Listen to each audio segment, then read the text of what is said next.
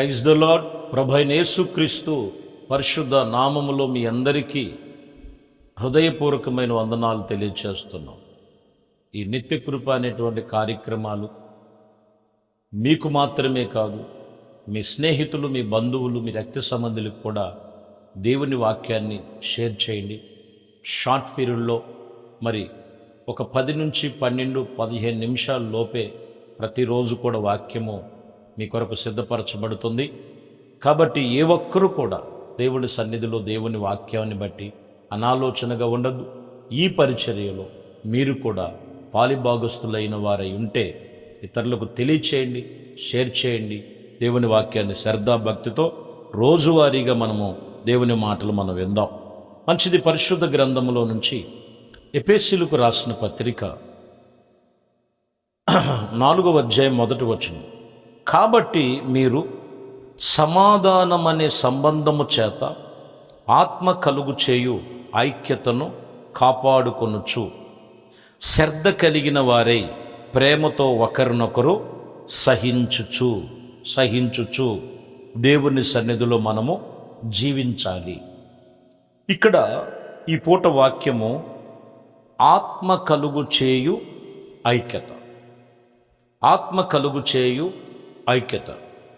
ఎక్కడ కూడా ఆత్మ కలుగు చేయు ఐక్యతను మనము పాడు చేసుకోకూడదు, కాపాడుకోవాలి. ఇక్కడ మనం చూస్తే వాటి విషయములో మనము శ్రద్ధ కలిగి దేవుడు చెబుతున్న మాట ఈ రోజుల్లో మనం చూస్తున్నాం.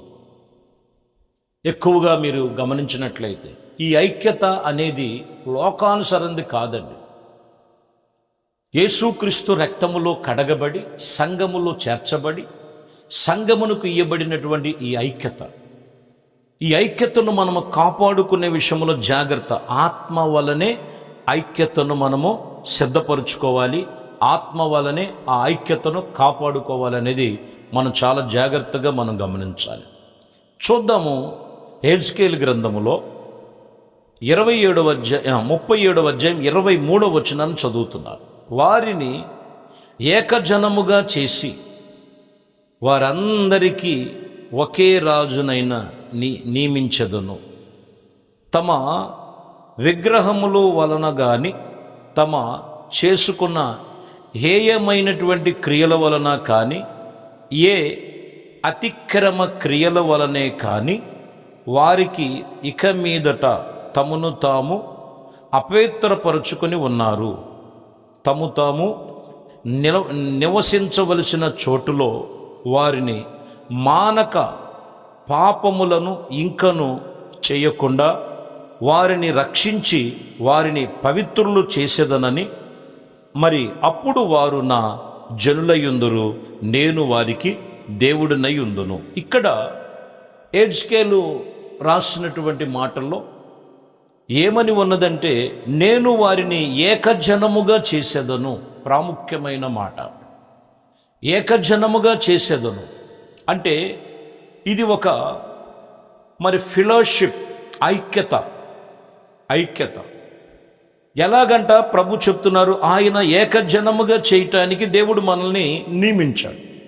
అయితే అక్కడ ప్రజలు ఏం చేశారంటే దేవునికి హేయమైన క్రియలు చేశారు, దేవునికి విరోధమైన పాపములు చేశారు, దేవునికి వ్యతిరేకంగా చేసి ఉండగా ఇక మీదట మీరు ఆ పాపములు చేయకుండా మీరు దేవుని వైపు తిరిగి వారిని దేవుడు రక్షించి మిమ్మల్ని మీరు ఆ అపవిత్రమైన వాటిని అన్నిటి నుంచి పవిత్రపరుచుకోగలిగితే వారు నాకు జనులై ఉంటారు, నేను వారికి దేవుడినై ఉండు. అంటే ఐక్యత ఎక్కడ పోతుందని అంటే మీరు గమనించాలి. దేవుడికి ఇష్టం లేని పనులు చేయటం, దేవునికి ఇష్టము లేనటువంటి తలంపులు కలిగినటువంటి ప్రజలు ఇక్కడ ఉన్నారు. అందుకని దేవుడు ఆత్మ సంబంధం, ఆత్మ కలుగు చేయు ఐక్యతను పాడు చేసుకుంటాం. అంటే హేయ క్రియలు, అతిక్రమ క్రియలు, దేవునికి విరోధమైన పనులు, దేవునికి వ్యతిరేకమైనటువంటి తలంపులు వాళ్ళ మనసులో కూడా కొన్నిసార్లు మీరు చూడండి, ఏం పర్వాలేదులే పైకి భక్తిగానే కనపడుతుంటారు, కానీ మనసులో కొన్ని ఆలోచనలు ఉంటాయి. ఇవి మంచివా చెడ్డవా అనేది కూడా మనం సరిచూసుకోవాల్సినటువంటి తలంపులు ఉంటాయి. అందుకని ఇక్కడ మనం గమనించాలి. ఒకటి, ఆ ఐక్యతను మనం దేవుడు ఆత్మ సంబంధమైన ఐక్యతను కాపాడుకోవాలంటే ముందు దేవునికి హేయమైనవి అంటే అతిక్రమ క్రియలను విడిచిపెట్టాలి.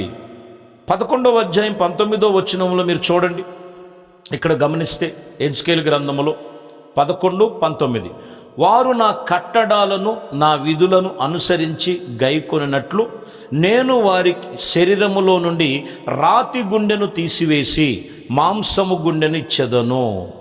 వారు వారికి ఏక మనస్సు కలుగు చేసి వారి యందు నూతన ఆత్మను పుట్టిస్తాను. ఎప్పుడు కలుగుద్దంట?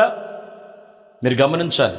నా కట్టడాలు నా విధులు, ప్రభు అంటారు, నా కట్టడాలు నా విధులు మీరు గ్రహించి మీరు వాటి ప్రకారంగా నడుచుకోగలిగితే వారిలోనున్న రాతి కలిగినటువంటి గుండెను తీసివేసి మాంసపు గుండెను ఇవ్వటమే కాదు, వాళ్ళని ఏకపరిచి ఏక మనస్సు కలుగు చేసి వారిని నూతన ఆత్మ పుట్టిస్తానని చెప్తాడు. ఎప్పుడు కలుగుద్దంట?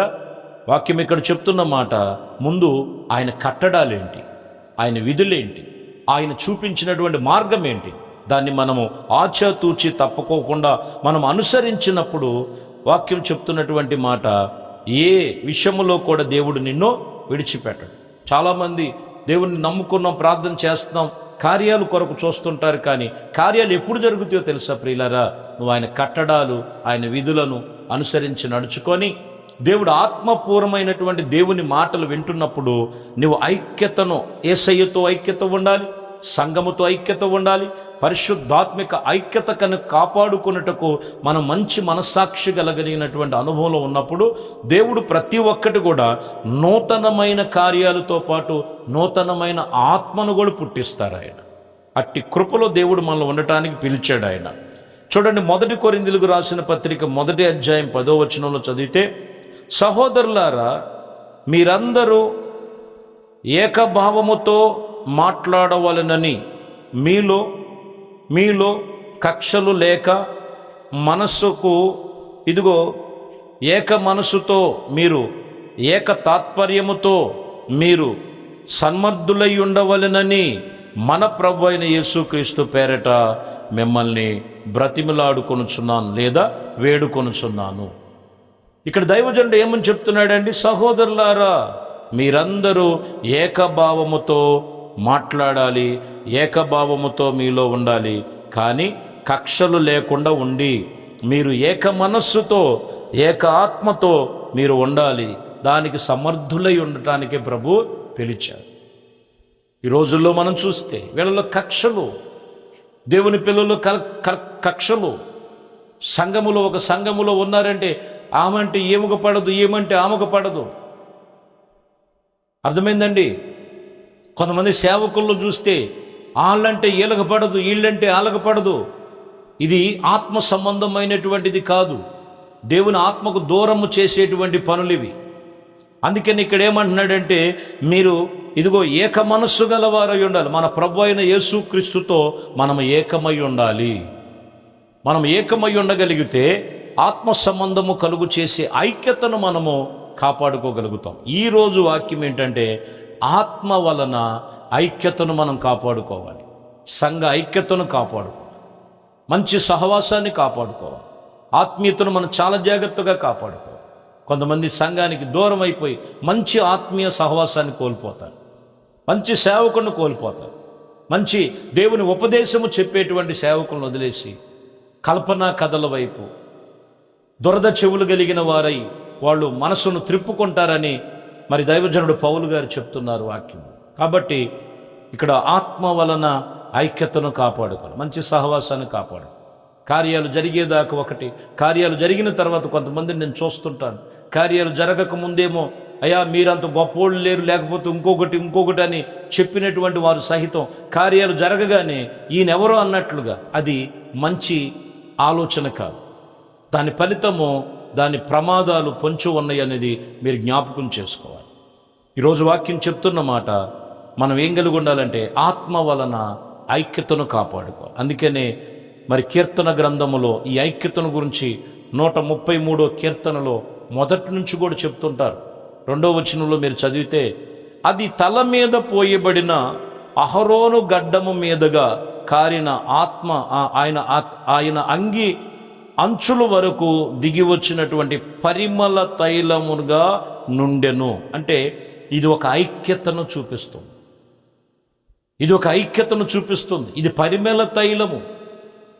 అహరోను తల మీద పోయబడి తన గడ్డమ మీదుగా తన ఆ అంగి అంచు వరకు కారినట్లుగా, అంటే ఒక ఐక్యత దేవుని యొక్క తైలమును గురించి చూపిస్తున్నది. అందుకని అంటాడు మొదటి వాక్యంలో, ఏమంటాడు? సహోదరులు ఐక్యత కలిగి ఉండుట ఎంత మేలు, ఎంత మనోహరం అని రాయబడి ఉన్నటువంటి మాట. ఈ తైలము దేనికి చూపిస్తుందంటే, ఈ తైలము దేనికి సాదృశ్యం అంటే, యేసుక్రీస్తు మనకి చెప్పిన ప్రతి మాట ఇది తైలము వంటిది. తైలము వంటిది. తైలమును పాడు చేసుకోకూడదు. అంటే ఈ తైలము ఏం చెప్తుందంటే మనకు వాక్యం ఒక ఐక్యతతో పోల్చాడు. ఈ ఐక్యత ఎప్పుడు పాడైపోతుందంటే మీరు గమనించాలి. బుక్కావు అని తైలములో సచ్చిన వేగులు పడినగానే కుళ్ళు కంపు కొట్టినట్లుగా తైలమంతా పాడైపోయింది. అంటే ఏమై ఉన్నదంట, ఈరోజు ఐక్యత ఎక్కడ పోతుందంటే, ఆ మాటలు ఈ మాటలు పనికిరానటువంటి స్వభావాలు ఆ మనసులో పెట్టుకొని మంచి ఐక్యతను పాడు చేసుకుంది. కాబట్టి ఈరోజు వాక్యం చెప్తున్న మాట, ఆత్మ వలన ఐక్యతను కాపాడుకోండి. సంఘమే కావచ్చు, మంచి సేవకులు, దేవుడు నీకు ఇచ్చినటువంటి దైవజనులు, దేవుడిచ్చినటువంటి ఆత్మీయతను, దేవుడి సన్నిధిలో ఏ కల్మషము లేకుండా, ఎటువంటి అపవిత్రతలు లేకుండా, నువ్వెప్పుడు కూడా తైలము వంటి తల మీద పోయబడి గడ్డము మీదుగా అది అహరోను అంచు అంగి అంచుగా మరి కారినట్లుగా వాక్యం చెప్తూ ఇది ఐక్యతను చూపిస్తుంది. కాబట్టి ప్రియమైన దేవుని బిడ్డలారా, ఆత్మ కలుగు చేయు ఐక్యతను కల్మషము లేకుండా కాపాడుకోవాలి. అప్పుడు దేవుడు చేసే ప్రతి ఒక్కటి కూడా, అప్పుడు వారు నాకు జనులై ఉంటారు, నేను వారికి ప్రజలనై దేవుడినై ఉంటాను. ఇంకను మనం గమనిస్తే వారికి నూతన ఆత్మను నేను కలుగు చేస్తానని వాక్యం చెప్తుంది. కాబట్టి దేవుని సన్నిధిలో ఎక్కడ నీ సంఘ సహవాసమును ఆత్మీయతను పాడు చేసుకుంటున్నావో ఆ ఐక్యతను కాపాడుకో. దేవుని సన్నిధిలోనికి మరలా తిరిగిరా. దేవుడు నిన్ను అన్ని విషయాల్లో కూడా ఒక ఉన్నతమైన కృపలోనే ఆయన లేవనెత్తుతాడు.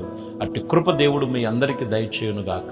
ప్రార్థన చేద్దాం. పరిశుద్ధుడా, ప్రేమ కలిగిన తండ్రి, దయగలిగిన మా ప్రభువా, మీ శ్రేష్టమైన పరిశుద్ధ నామమును బట్టి ఈరోజు వాక్యముతో మాట్లాడిన ప్రతి మాటను విన్నారు నాయన.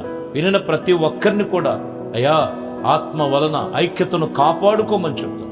ఆ ఐక్యతను ఎక్కడ పాడు చేసుకునక అయా వాటిని కాపాడుకునే విషయంలో జాగ్రత్త కలిగి, సంఘ సహవాసములోనే కాదు, దేవునితో సహవాసమే కాదు, ఆత్మ సంబంధమైన ఐక్యతను పరిశుద్ధ ఆత్మదేవ మీరేనైనా వారి హృదయములు బయలుపరిచి, ఇంకా ఎటువంటి కక్షలు, దేశములు, కలహములు, మత్సరములు తీసివేసి ఆత్మ సంబంధమైన ఐక్యత కలిగి ఉండటానికి ప్రతి బిడ్డ మీద మీ ఆత్మను కుమ్మరించి మీ కృపలు స్థిరపరచము.